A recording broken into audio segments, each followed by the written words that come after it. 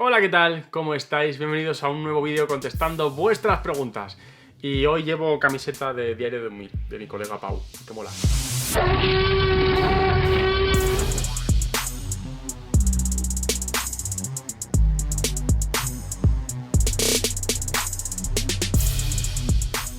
Bueno, pues hoy voy a completar con las preguntas que quería haber hecho en el vídeo anterior de preguntas y respuestas, que espero haber podido lanzarlos los dos bastante seguidos uno de otro porque son continuación directa. Son vídeos que me lanzasteis en el último vídeo de preguntas y respuestas que hice, así como también en un directo que estuve haciendo la semana pasada. Bueno, no sé cuándo estaréis viendo este vídeo. En cualquier caso, hice un directo también y las preguntas que no pude contestar en directo, pues me las dejasteis en comentarios. Así que básicamente vamos a contestarlas, ¿vale? Me plantea Firestorm Legacy. Buenas, Paco. Primero decir que el directo se me ha hecho corto como siempre. Pues fue una olaza.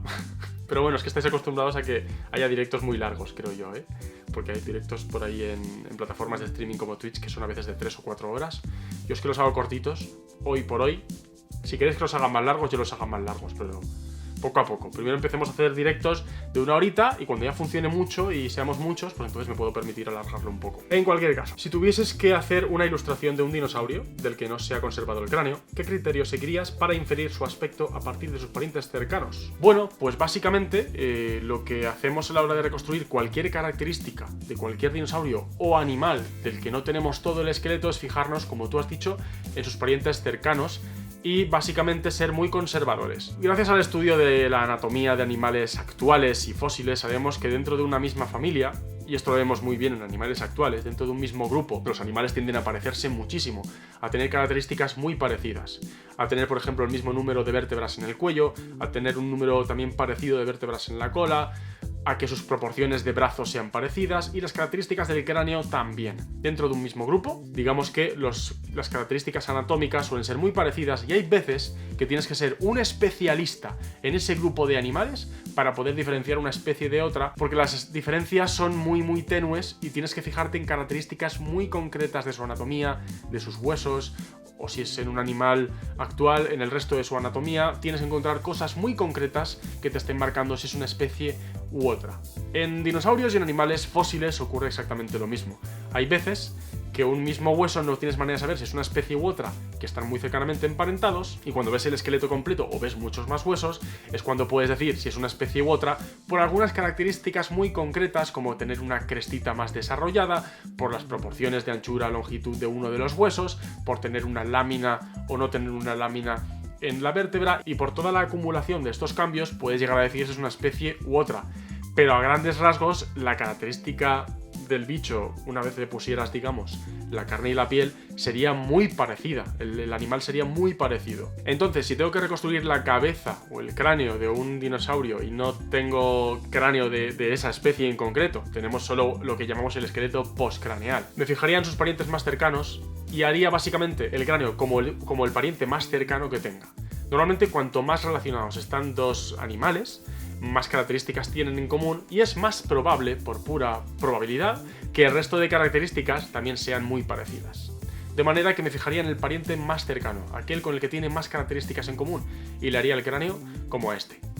En principio este sería mi criterio. Mira, me plantea José Enrique Martínez Freire una pregunta súper interesante. Hola, Paco. El que todos los mamíferos, y al menos algunos grupos de dinosaurios, hayan sido endotermos, o sea, de sangre caliente, ¿es una característica derivada de un remoto antecesor común o se trata de un ejemplo más de convergencia evolutiva? Felicidades por el canal. Pues no creo que sea por un ancestro común, porque el último ancestro que incluiría el linaje de los mamíferos y también de los dinosaurios también incluye el de todos los reptiles. Básicamente sería uno de los primeros animales amniotas, uno de los primeros animales que se desvincularon totalmente del medio acuático, ya no volvían como tal a poner los huevos, lo que tradicionalmente se ha dicho reptiles. Estaríamos hablando de uno de los primeros reptiles en el sentido clásico, y no pueden ser todos los reptiles en sentido clásico de sangre caliente, porque vemos hoy en día que no lo son la mayoría de reptiles que sobreviven hoy en día. De manera que para mí, yo creo que es un caso de convergencia evolutiva, pero puede estar muy relacionado con un momento del pasado. Tanto el linaje de los mamíferos como el linaje de los dinosaurios y de los pterosaurios, sus ancestros, por así decirlo, aparecerían durante el periodo pérmico. Y por lo que he leído en su momento, aunque tendría que revisarlo, creo recordar que durante el periodo pérmico hubo un evento de enfriamiento, de manera que sería muy posible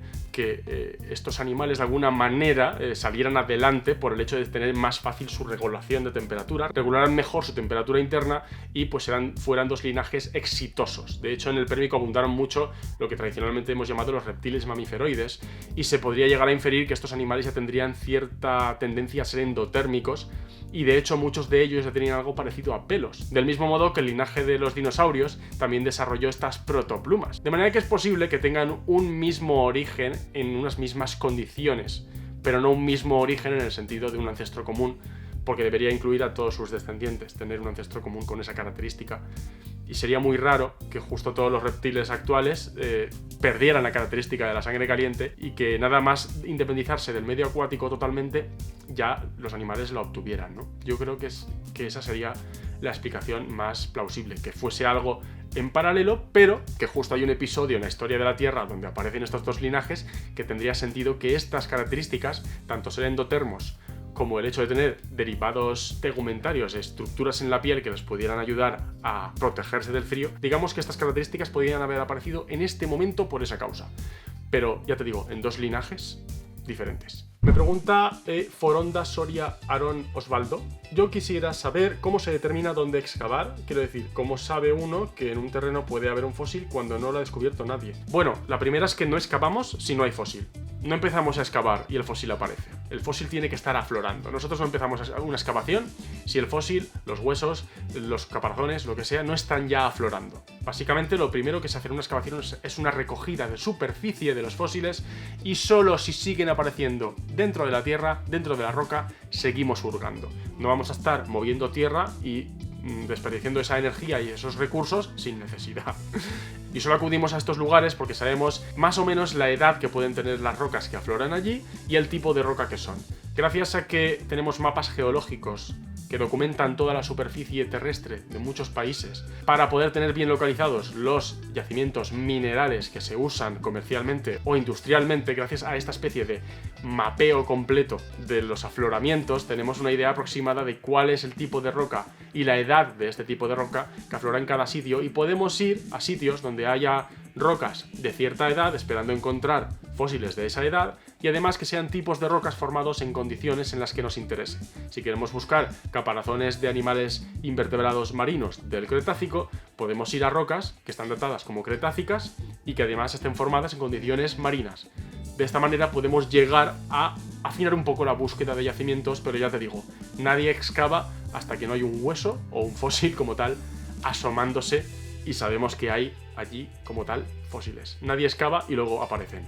O aparecen o nadie excava. Y aparecen pues básicamente por la erosión y estar pues expuestos al sol, a la lluvia y estas cosas. Así es como se van erosionando las rocas que van aflorando y pueden llegar a aflorar estos fósiles. Me pregunta FCO, Francisco, supongo. Hola, soy suscriptor reciente y tengo una pregunta. Desde que supe que las jirafas no emitían un sonido como tal, y que ahora ya sé que emiten una especie de ronquido, me pregunto si los saurópodos podían emitir algún sonido. Pues no tenemos ni idea de qué clase de sonidos podían emitir los saurópodos. De hecho, en general en los dinosaurios no tenemos mucha idea.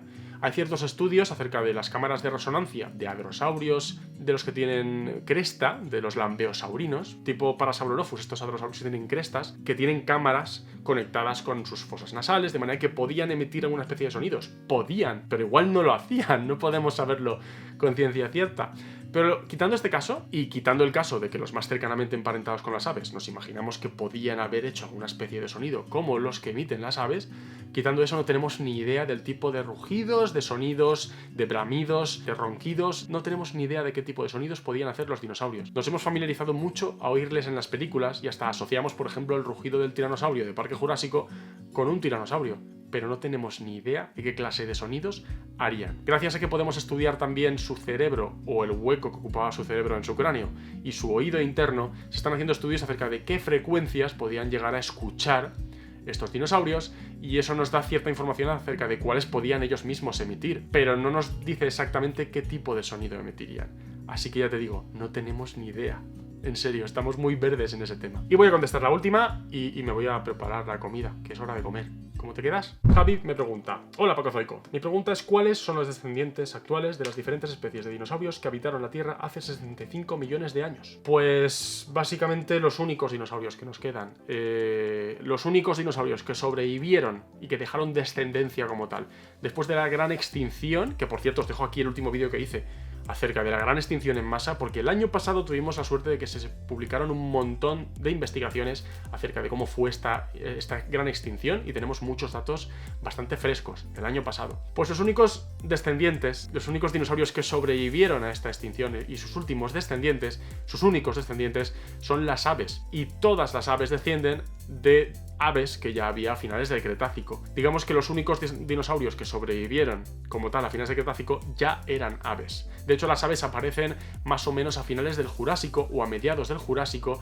y a lo largo del periodo Cretácico ya teníamos varios grupos de aves. Ya se habían empezado a desarrollar y a diversificar muchos grupos de aves, y estas aves fueron algunas de estas aves, no sobrevivieron todas, algunas de estas aves fueron las que sobrevivieron a la gran extinción de finales del Cretácico, y sus descendientes son las aves que tenemos hoy en día. Pero todas las aves que tenemos hoy en día descienden de esas aves, de esos pájaros que sobrevivieron a finales del Cretácico. Ningún otro dinosaurio, lamentablemente, parece haber sobrevivido a la gran extinción. Y hasta aquí el vídeo de hoy, espero que os haya gustado. He contestado también unas cuantas preguntas de las que me lanzasteis.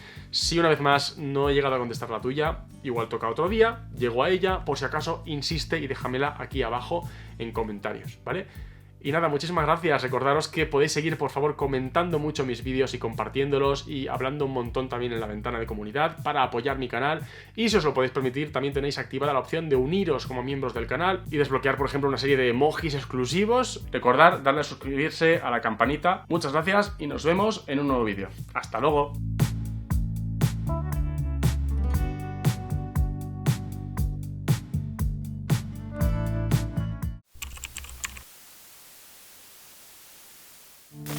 You didn't say the magic word.